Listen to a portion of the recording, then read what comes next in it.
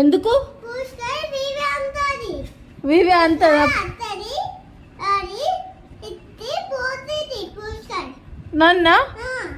నన్ను ఎత్తుకుపోతుందా?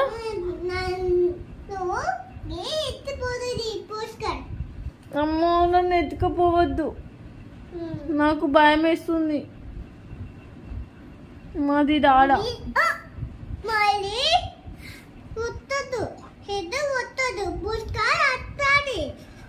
అమ్మో నన్న కచ్చి కచ్చి నీకు నీకే కచ్చి కచ్చి